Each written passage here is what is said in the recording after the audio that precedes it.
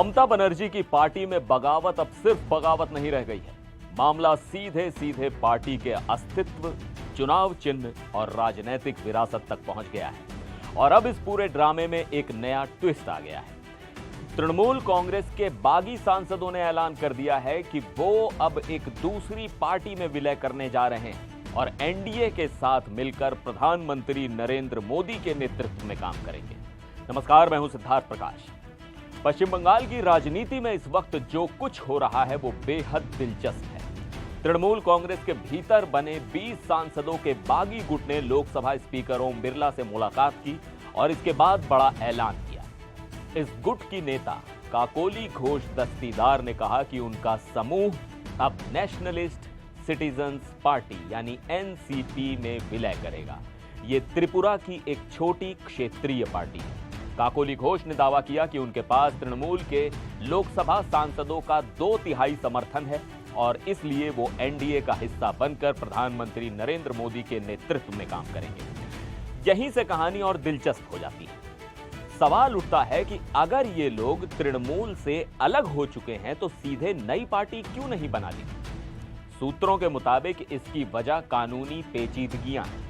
अलग पार्टी बनाने की स्थिति में कई तरह की कानूनी चुनौतियां सामने आ सकती थी, इसलिए पहले एक मौजूदा पार्टी में विलय का रास्ता चुना गया। तृणमूल के वरिष्ठ नेता और ममता बनर्जी के करीबी माने जाने वाले सुदीप बंदोपाध्याय, जो हाल ही में बागी गुट में शामिल हुए, उन्होंने भी इस रणनीति का खुलासा किया। उनका कहना है कि अभी वो नेशनलिस्ट सिटीजन्स पार्टी में विलय करेंगे, लेकिन जुलाई में वो मांग करेंगे कि असली तृणमूल का नाम और पहचान उन्हें दी जाए, क्योंकि उनके पास 2/3 सांसदों का समर्थन है। इसके बाद फैसला अदालत करेगी। यानी लड़ाई सिर्फ सांसदों की नहीं, लड़ाई अब तृणमूल, नाम, पहचान और राजनीतिक विरासत की भी हो सकती है। दूसरी तरफ ममता बनर्जी की पार्टी ने इस पूरे कदम को विश्वासघात बताया है। वरिष्ठ तृणमूल नेता मदन मित्रा ने कहा कि इन सांसदों ने तृणमूल के चुनाव चिन्ह पर चुनाव जीता था और जनता से वादा किया था कि वो ममता बनर्जी के नेतृत्व में पार्टी को मजबूत करेंगे। अब उनका पार्टी छोड़ना उस वादे के साथ धोखा है। हालांकि उन्होंने ये भी कहा कि अभी ये सिर्फ शुरुआत है। उनके मुताबिक 2/3 संख्या होने का दावा कर देने से सब कुछ नहीं हो जाता।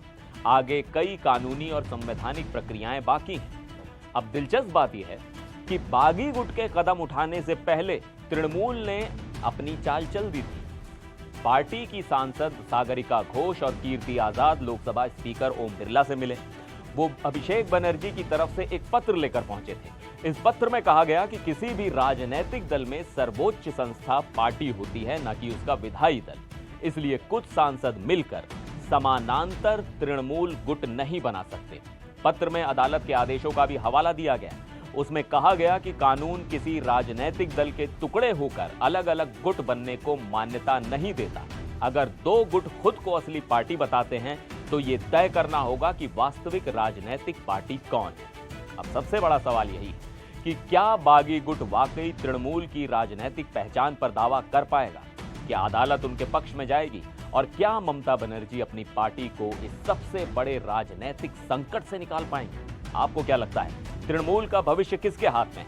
ममता बनर्जी के साथ रहने वाले नेताओं के या फिर 2/3 बहुमत का दावा करने वाले बागी सांसदों के? कमेंट करके अपनी राय जरूर बताइएगा। फिर मिलेंगे एक और वीडियो में। आप देखते रहिए एनडीटीवी इंडिया।